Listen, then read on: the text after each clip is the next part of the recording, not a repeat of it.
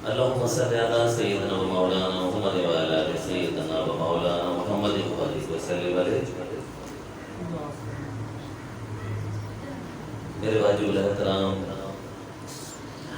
اہل خانہ، تمام بھائی بہنیں اور میری مائیں بہنیں سب کو ناچیز اعجاز صالح اور ندیم کی طرف سے السلام علیکم ورحمۃ اللہ وبرکاتہ. اللہ رب العزت نے اپنے پیارے محبوب آقا علیہ الصلوۃ والسلام کے صدقے ہم سب کو بڑا کرم فرما دیا کہ ہمیں ایسی نیتیں عطا فرما دی کہ ہم زندگی میں اور کسی بھی جگہ پر ہوں، دنیا کے کسی حصے میں بھی، تو اللہ رب العزت نے فرما دیا کہ پوری زمین تمہارے لیے جائے نماز بنا دی گئی ہے. بس اپنا رخ اللہ رب العزت کے گھر کی طرف کرو اور نماز کی ادائیگی کر لو. اچھا، نماز تو 5 وقت ہوتی ہے، ورنہ اس کے علاوہ نوافل ہیں، لیکن حقیقت یہ ہے کہ ذکر اللہ رب العزت اور اس کے محبوب کا مستقل بنیادوں پر 24 گھنٹے جاری و ساری رہتا ہے. اللہ رب العزت نے فرمایا کہ اے محبوب، جہاں میرا ذکر ہوگا وہاں تمہارا بھی ذکر ہوگا. تو پوری کائنات میں لمحہ لمحہ ہر جگہ اذان بھی ہو رہی ہے اور نماز بھی ہو رہی ہے.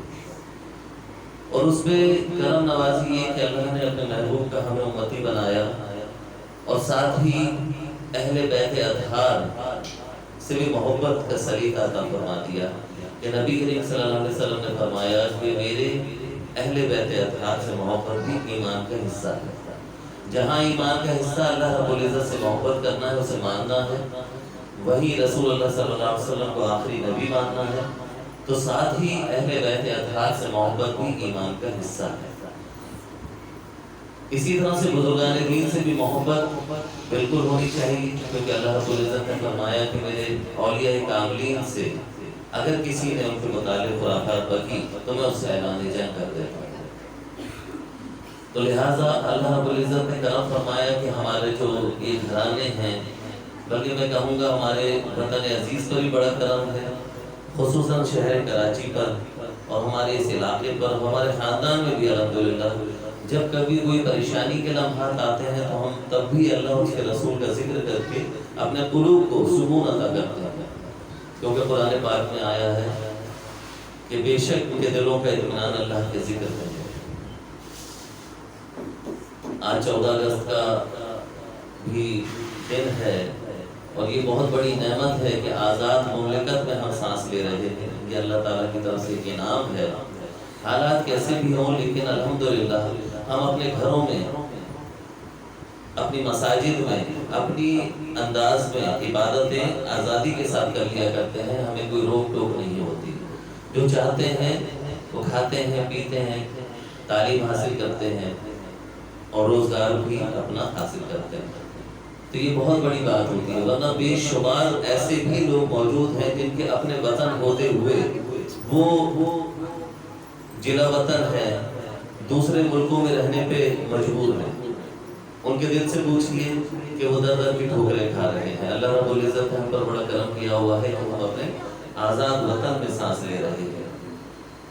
تو ہم بحیثیت ہر ایک شخص کے ہمیں بار بار اس بات کا خیال رکھنا چاہیے اور عہد کرنا چاہیے کہ اس وطن عزیز پاکستان کی حوالے سے ہمیں اپنا کنٹریبیوشن کرنا ہے، ہمیں اپنے حصے کا کام کرنا ہے. ضروری نہیں کہ آپ کو جنگ لڑنی ہو یا توپ چلانی ہو، بلکہ آپ اپنے گھر میں رہتے ہوئے بھی اگر شکر ادا کریں گے کہ ہم آزاد مملکت میں رہ رہے ہیں تو یہ شکر اللہ رب العزت کو پسند آئے گا اور اس میں برکتیں عطا ہوں گی. اور پھر آپ اپنے گھر کو صاف رکھتے ہیں، محلے کو صاف رکھیں، علاقے کو صاف رکھیں، وطن عزیز کو پاک رکھیں، صاف رکھیں. صفائی ویسے بھی استعمال، یعنی یہ چھوٹا سا معاملہ ہے. یہ چھوٹا سا کام بھی کر لیا جائے تو کوئی بڑی بات نہیں ہے کہ جتنی صفائی ہوگی. اچھا، بیرونی صفائی کے ساتھ ساتھ اب قلوب کی صفائی کی طرف بھی آتے ہیں کہ اللہ اور اس کے رسول کے ذکر کے ساتھ ہمیں اپنے قلب کی صفائی بھی رکھنی ہے. یہ محرم الحرام چل رہا ہے، بے شک اسلامی سال کی ابتدا ہو چکی ہے، جو قربانی سے ابتدا ہوتی ہے اور اختتام بھی اس کا قربانی پہ ہوا کرتا ہے۔ جتنے بھی صحابہ کرام ہیں ان کے بارے میں بھی رسول اللہ صلی اللہ علیہ وسلم نے فرما دیا کہ یہ میرے صحابہ جو ہیں ستاروں کی مانند ہیں، تم جن کی بھی تقلید کرو گے، جس کے بھی پیچھے جاؤ گے تو راہ پا جاؤ گے اور فلاح حاصل ہوگی اور تم اپنی منزل کو پا لو گے۔ تو لہٰذا ہمیں اللہ اور اس کے رسول سے بھی محبت، صحابہ کرام سے بھی محبت رکھنی ہے، اہل بیت اطہار سے بھی، اور اولیاء کاملین کی بھی عزت و وقار کا خاص خیال رکھنا ہے۔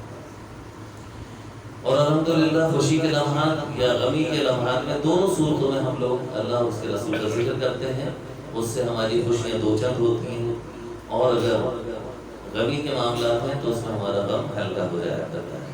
بہرحال یہ وقت ہے، وقت گزر جاتا ہے، قرب قیامت ہے، تمام نشانیاں تقریباً ختم ہو چکی، اب کچھ نشانیاں باقی ہیں۔ وقت اتنا تیزی سے گزر رہا ہے، اللہ رب العزت سے دعا کرتے ہیں کہ کرونا وائرس سے اللہ تعالیٰ ہم سب کی حفاظت فرمائے، تمام آسمانی اور آفتوں بلیات سے ہم سب کی حفاظت فرمائے۔ اور ظاہر ہے یہ وقت بڑا کٹھن چل رہا ہے کہ کم و بیش ہر گھر میں کوئی نہ کوئی بیمار ہے، اللہ تعالیٰ سب کو صحت کام علاج عنایت فرمائے۔ اور چونکہ وقت اتنا تیزی سے گزر رہا ہے، قبرستانوں میں آپ جا کے دیکھیں گے تو قبروں کی جگہ نہیں ہے، اور ظاہر ہے کہ یہ ہمارے دل کی آواز ہے، ہمیں پتہ ہے، اور یہ اٹل حقیقت ہے کہ ایک روز ہم سب نے مر جانا ہے، اپنے رب کی طرف لوٹ جانا ہے اور اپنے رب کے حضور حاضر ہونا ہے۔ تو اپنے رب کے حضور جب حاضر ہونا ہے تو پھر ہم نے کیا آخرت کی کوئی تیاری کر کے رکھی ہے؟ ہمیں یہ سوچنا چاہیے۔ تو ہمیں وہ تمام چیزیں جو اللہ اور اس کے رسول کے احکامات ہیں اس پہ بھرپور طریقے سے عمل پیرا ہونا ہے، اپنے اہل خانہ کو بھی اس پہ کاربت کرنے کی کوشش میں لگے رہنا ہے۔